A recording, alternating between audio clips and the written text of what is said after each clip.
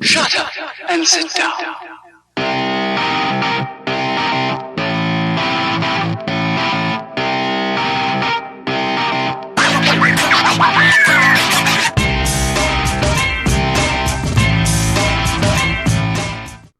Yo people, welcome back to another hardware review, and this time we're taking a look at the Navi from Voopoo. I think this is the first product I've actually reviewed from Voopoo, and I've just found out I quite like saying Voopoo. Voopoo! Obviously they've done the Vinci, which is more like a squarer pod mod. And this is a little bit more like the Orion. And it's got that same sort of writing as what you have from the drag on it as well. So you've got like the drag writing on the front saying Navi, spark your life. And then you've got the resin panels at the back. Is it any different? Has it got some little bits in it? Let's find out. Let's get the review on the road. Let's do like we normally do. This is the box. That's everything you do get in the box.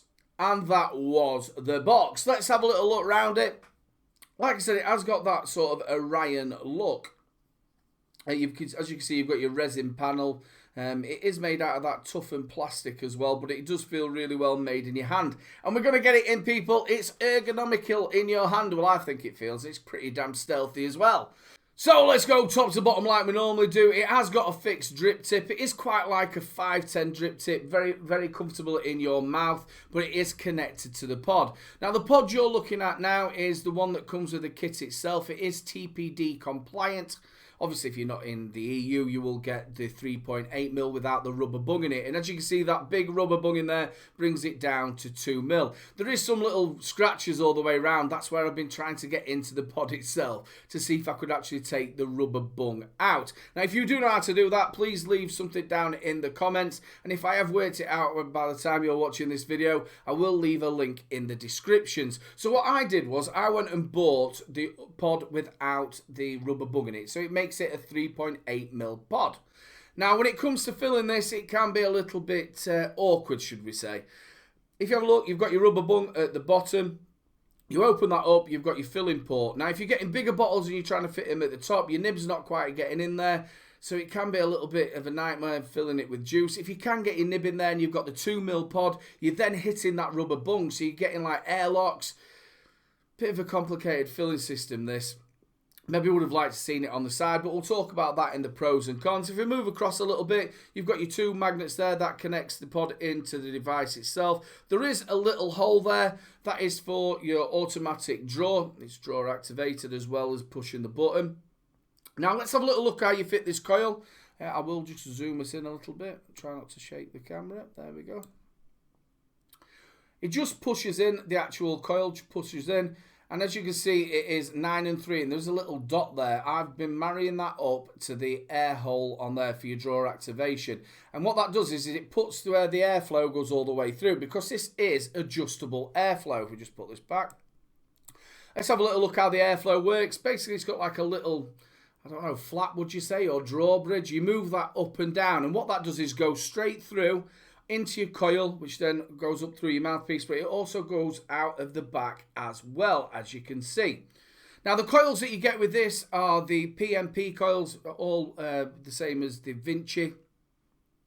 It comes with a 0.45 ohm coil, that's the M1, and it also comes with a 0.6 ohm coil. Also, you can use the RBA deck on this, so it takes any PMP coils from Voopoo. So you've got quite a lot of coils to go at. So if you have a little look at the top of the device itself, you'll see you've got your two contacts, and then you've got that little rod there. That is for your drawer activation. Again, it just slips in quite nicely. Let's have a look at the mod itself. It is a 1500 mAh battery. On the side, you've got the resin panel. Feels quite nice. Then if you turn it over, you've got the Navi, spark your life.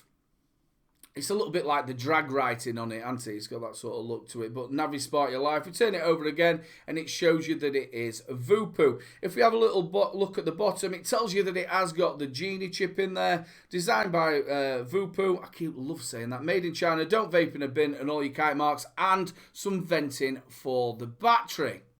Let's have a little look at the front of the device. You've got your fire button, nice and clicky. You've got your big colour screen on there. You've got your plus and minus button, and you've got your micro USB charging and firmware upgrade. It does look like I've got lots of scratches on that screen, but I haven't. It's just because I haven't moved the plastic protector off. 5 clicks on, 5 clicks off will tell you that it's got the GENE chip in there. It tells you that it is a Voopoo. You've got your battery indicator. You've also got your indicator if the device is locked. Shows you your wattage, your puff counter, you've got your time, you've got your ohms and your voltage. Now it tells you how you're actually using the device. P means pushing the button. Now if you click it 3 times, it'll go to auto draw. Click it 3 times again, it'll go to auto draw and also pushing the button. Press it 3 times again, it'll go back to pushing the button.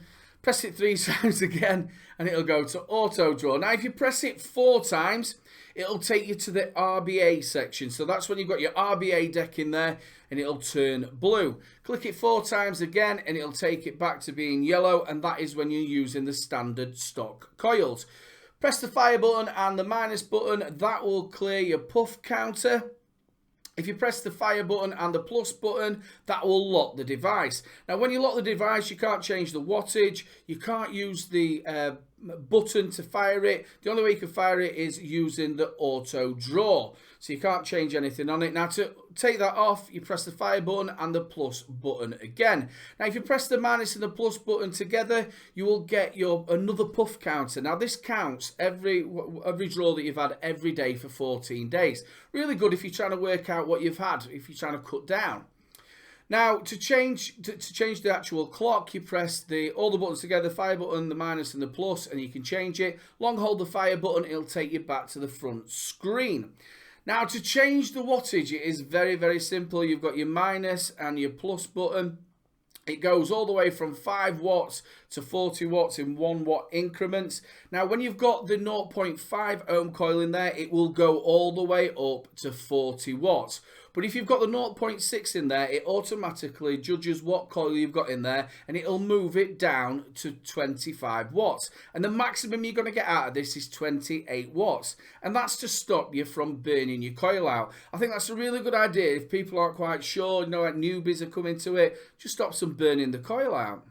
So the pros and the cons. Let's go to the cons first like we normally do. We'll start off with the pod itself. Now the pod that came with it is the Tpd Compliant 2mm pod. Now in that you've got a big rubber bung which gives you the 2mm. Now when you're trying to actually fill this pod, it's an absolute nightmare. What you've got, I don't think you can actually see that on that screen there. It's sort of like recessed in here. And you've got your little rubber grommet that you pull out, and then you've got your filling port. Now if you've got a nib that's roughly, I haven't got another bottle around here, but if you've got a nib like that, it fits in okay with the 50 mils. But if you've got anything bigger and a shorter nib, number one, it's not fitting into the actual filling port properly. You sort of like, and it's juices going all over, and you're sort of like trying to get it in, and it's not fitting in, and it's hitting the top of there. So it's not a great filling port. Now with the rubber bung being in it, when you do get one that actually fits in there with no problem, you get in the rubber bungs going in, sorry, the actual nibs going in, and then the juice is hitting the rubber bung, so it's then coming back out again. So then you're getting airlocks, you're getting juice all over the place. It's just an absolute nightmare. So when I went and bought the actual pod again without the rubber bung in it, the 3.8, it was totally different. The actual draw from this was totally different as well. When I was using the 2mm pod, I felt like the auto draw wasn't working properly. It still cuts out a little bit with that. I felt this sort of like muted it a little bit. So when I went to the actual 3.8mm pod without the rubber bung in it, it was totally different. You could fit that sort of nib in it quite easily, and it wasn't, and you just tip it that way, and it was filling a lot better, and I wasn't getting loads of leakage, or I wasn't getting airlocks with it either. So I do say to you, if you do obviously get this kit, don't stick with the 2mm pod until I can find a hack to actually try and get into it to take that bung out. I would invest in getting a 3.8mm pod. Another con to it as well is the magnets. They sound really good when they go in, like so, yeah. But all of a sudden, when you can tip it. So if you sort of drawing away, and you're catching the back of it. So it's sort of coming out. Really just does me head in, that little bit of it. The airflow, let's talk about the airflow. It's sort of an airflow. It does give you a restricted draw on it when it's all shut down. And also there's a little hole at the back. So where the airflow is going straight through and then obviously going up into your coil, you're sort of putting your thumb on it, and that blocks it off as well if you wanted to make it a little bit more of a tighter draw. But if you don't want a tighter draw, it's a bit of annoying, because what you're doing is if you're thumb firing it that way, you're putting your finger over the actual air hole, so it's a tighter draw. So then you're going to try and finger fire it, and it just doesn't seem to feel as comfortable to me. So yeah, and then you're knocking that pod again. That's really annoying. Another con, the auto fire. It seems to cut out. Have I got it on auto fire now?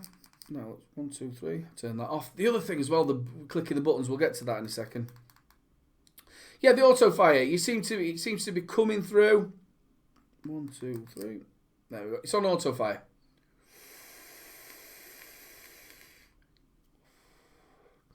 Seems all right for a little while. Then all of a sudden you'll be drawing on it, and then it sort of like cuts out intermittently.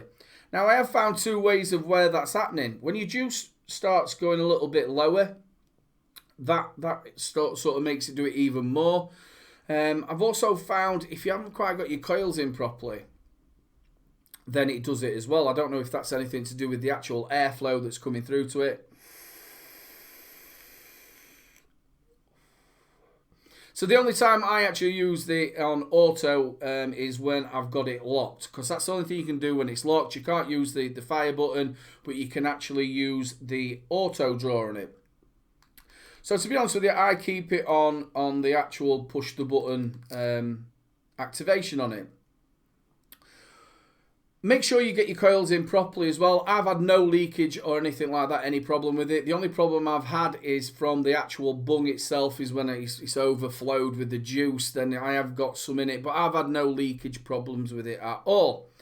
So yeah, all in all, with the pod, I would go for the 3.8mm. Go and source yourself one if obviously you got the Tpd Compliant one. The device, let's go to that. 1,500 mAh battery in it. The battery sometimes, it doesn't last that long in my eyes. It does drain down pretty quick. Probably getting 6 hours out of it, especially if you're using the 0.5 ohm coil on there. The 0.6, there's no, I'll tell you what, let's talk about the flavour in the clouds. We'll start, I've actually got this on the 0.6 ohm coil coming out at 25 watts. I've actually got some Own Boy. This is apple, elderflower and garden mint. This is 70/30. This is really, really nice stuff. It's going to be coming out on my channel. I've got all their flavours to do, but this is really, really nice. So this is a 70/30 at 0.6 ohm coming out at 25 watts.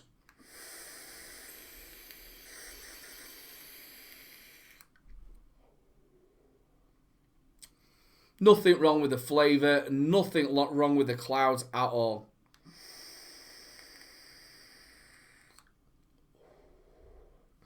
The Vinci coils, it takes the Vinci coils, takes all the PMP coils on there. You can also get the RBA deck. Again, if you click that 4 times, it turns blue. That's for your RBA deck.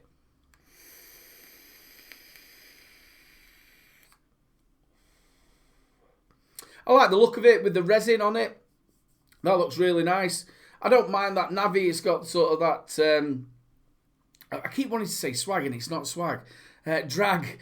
It's sort of got that drag look of it, the writer on it. I don't mind that. It might have been nice if you had both the panels. I'll just stick above my shoulder now so you can see all the different colours you can get.